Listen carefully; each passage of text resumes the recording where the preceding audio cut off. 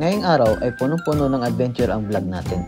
Mula sa pag-navigate sa bus terminal sa Maynila hanggang sa unang beses kong paglapag sa Iloilo. Nagsimula ang adventures natin sa Cavite, kung saan sumakay ako ng provincial bus papuntang Parañaque Integrated Terminal Exchange o PITX.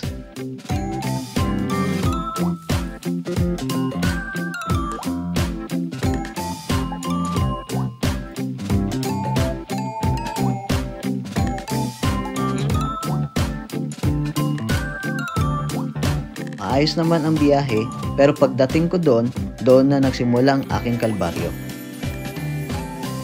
Naligaw ako habang hinahanap ang tamang bus papuntang NAIA Terminal 3. Nagtanong na ako sa information desk. Mabuti na lang at naituro nila ako sa Gate 5 kung saan naghihintay ang UB Express, isang premium bus papuntang airport. Ang ruta ng UB Express ay unang pupunta sa Terminal 2 tapos didiretso ito sa Terminal 3. Dadaanan nito ang Terminal 4. Habang dumadaan kami sa Terminal 4, napansin kong dinimolish na pala ito. Nagulat ako, curious tuloy ako kung anong ipapalit dito. Pagdating namin sa Terminal 3, ibinaba kami sa arrival area sa first floor. Umakyat ako sa second floor para sa departure area. Dahil nakapag-online check-in na ako, dumiretso na ako sa gate 120 na siya pala ang pinakamalayo na gate. Ang Cebu Pacific Flight 5J457 patungong Iloilo City ay isang Airbus A321-211 CEO na may registration na RPC4117. 6 na taon na itong lumilipad. Meron itong 230 na economy seats, meron din 3 restroom, isa sa unahan at 2 sa likod. Nakaupo naman ako sa seat 4A. Oras na mag-board. Kasama ako sa boarding group 1.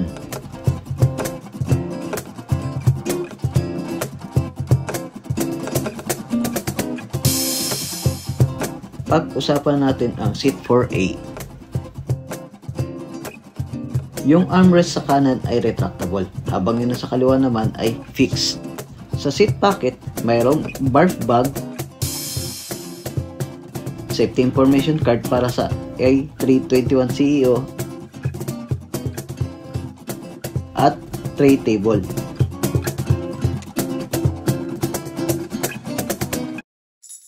Nagsimula na kami mag-taxi papuntang runway. Quick note lang tungkol sa filming. Ang ginagamit kong camera habang palipad at palanding ay isang 360 na camera. Pero nagka-problema ito pagdating sa lighting. Naging sobrang against the light ang kuha nito sa labas ng bintana at na-realize ko na lang ang issue nung nagsimula na ako mag-edit ng 360 footage. Next time, babalik uli ako sa iPhone para mas malinaw ang mga window shots. At papunta na tayo sa West Visayas. Ang buong flight ay aabutin lamang ng halos 1.5 oras base sa schedule. Pero sa actual ay hindi ito inabot ng 1 oras dahil hindi tumagal ang pila bago lumipad. May himwalay na ASMR video ang flight na ito para sa mga gustong manood.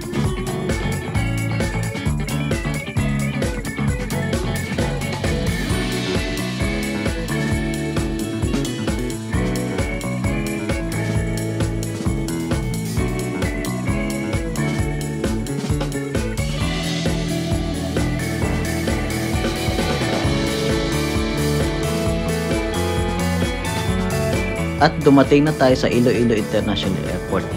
First time ko lang dito kaya medyo nalilito ako kung paano pumunta sa Iloilo City. Nagtanong ako sa isang guard kung paano makapunta sa Iloilo City at ang sabi niya ay may 2 option, mag-Grab o mag-UB Express. Ang pinili ko ay UB Express. Halos 17 kilometers ang babiyahin natin pa Iloilo. Ang magiging destinasyon natin ay ang SM City Iloilo. Habang nasa biyahe, pamilyar naman ang vibe ng lugar, pero iba ang accent at dialect ng mga tao. Hindi ko masyadong maintindihan ang mga sinasabi nila. Umikot ang UB Express sa mga drop-off points hanggang umakabot sa SM City Iloilo.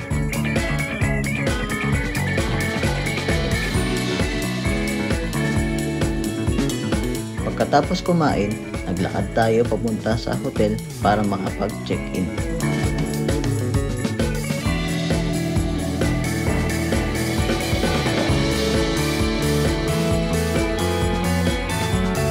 Ang pag-istayan natin ng hotel ay ang Courtyard by Marriott sa Iloilo. Ang kwarto ay isang 1-bedroom junior suite na may kasamang breakfast buffet.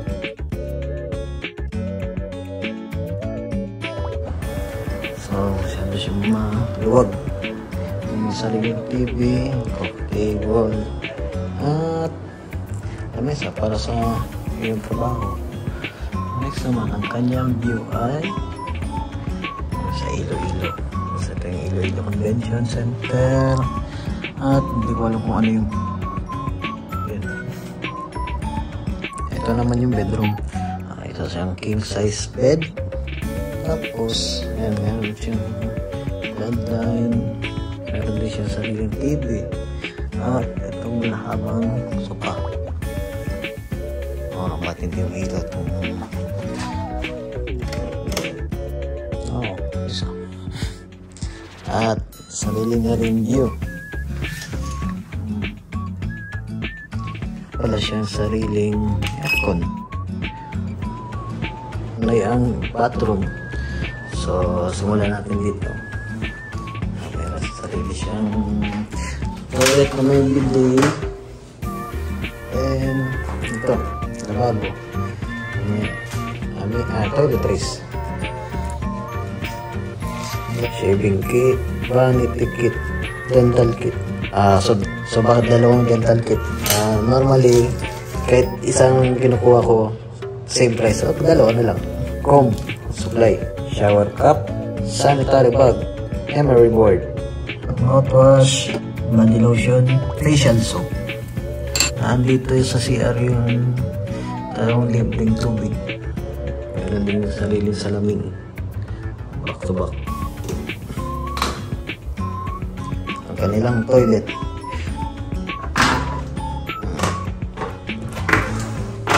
Try natin ang pressure ng kanilang bidet. Ito ang kanilang bathtub. May malaking salamin. At ito, meron silang bath soap. At kanyang lupa. Isa. Para sa shower ng bathtub.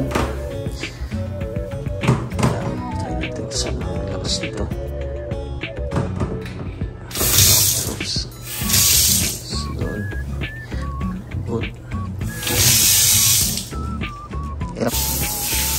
Ayan, ito yung pressure ng tubig ng shower sa bathtub. Next naman ang kanilang shower. Meron ng bathtub at meron pa sarili shower. So, ayan ang shower.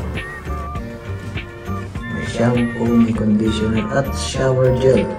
Meron yung sa rain type na shower. Mabakot, so yung system ng shower. Isip mga tawagan dyan. So, ang pressure test. So, yan ang pressure test. Napakalakas. Buboy sa isang shower niya. Ito, meron naman silang hair dryer. Tignan natin. Yeah. Yan ang hair dryer nila. Meron silang bathrobe at additional hanger. Tapos sa likod ay merong plancha. Nakatago dito yung iron board. Yan. Electric. Flashlight pero yellow. Ito lang. Umiilas siya. Mga ilang kanilang safe.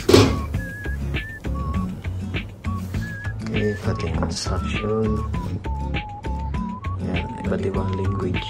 Ito, ayan sila yung home slippers.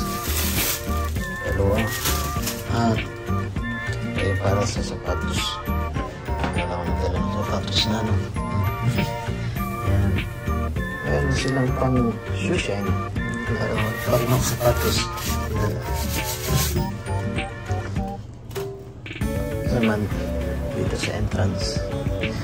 So, meron din additional na toilet. So, tingnan natin siya. Tingnan natin din ang presyo niya. Dito sa lababo ay may additional pang dalawang dental kit. So, 4 na. At facial soap. Next naman ay may nakatago dito. So, ito. So, ito ay may bayad. May mga bayad ito. Ayan. Tingnan na natin yung presyo. Yung picnic ay ito 120. So, 120 agad yan. Next naman ay yung kanilang mini fridge. So, sunmid light. Tapos may dalawang tubig. Sigurado ako may bayad to. Oo. Ito yung Evian mineral water. May bayad din. 181. Next naman ay so yan, may dalawang mug. Green tea. Breakfast tea. Green tea. No sugar. White sugar, Splenda, at long cream, 4 na Nescafe. Uwi natin yan. Ito yung kanilang electric kettle. May dalawang baso. Tabi na work table. Pero dito, isang plug. Pero itong isang USB-A na problema nila. Puro Type-C naman yung charging cable ko. Tingnan natin kung mabilis siya.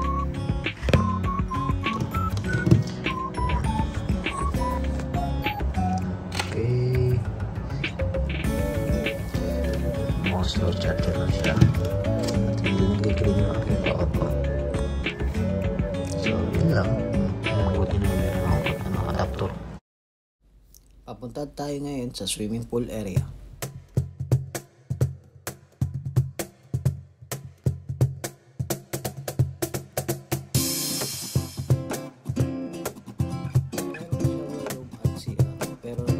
Signage na nakasulat na walang lifeguard na naka-duty.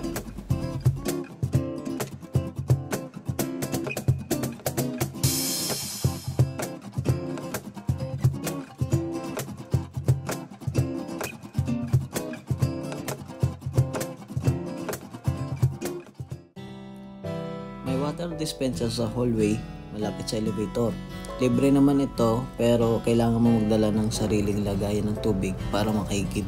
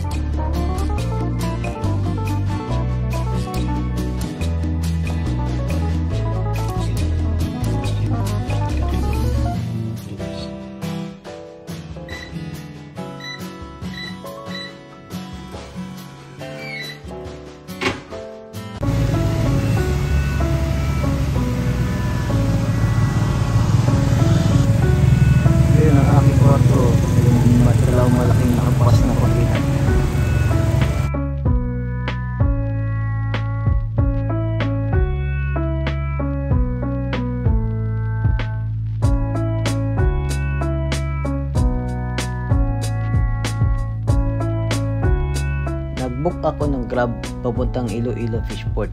Binayaran ko ay 155 pesos para sa mahigit na 4 na kilometro na distansya. Meron ding additional na 7 piso na entrance fee para makapasok sa loob ng Fishport ang sasakyan. Ang Paluto Stands ay malapit lamang sa wet market. First time ko palang gagawin to kaya nalilito ako sa proseso. Ang naging hakbang ay una, pumili ka ng main ingredient, halimbawa seafood mula sa wet market. Pangalawa, ibigay ito sa napiling Paluto Stands. Pangatlo, pumili ka ng lulutuing ulam mula sa menu nila, sila na bahala sa mga ibang ingredients. Yung hipon, tapos ang apat, hintayin lamang na maluto ang ulam mo, ganun lang kasimple.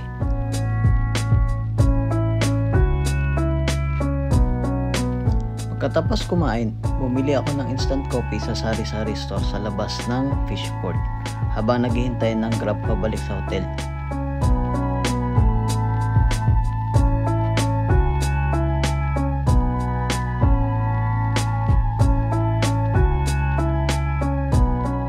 At natapos na ang day 1 sa Iloilo City. Maraming salamat sa panonood. Ang video na ito ay sariling gastos at walang sponsorship. Magkita po tayo sa day 2.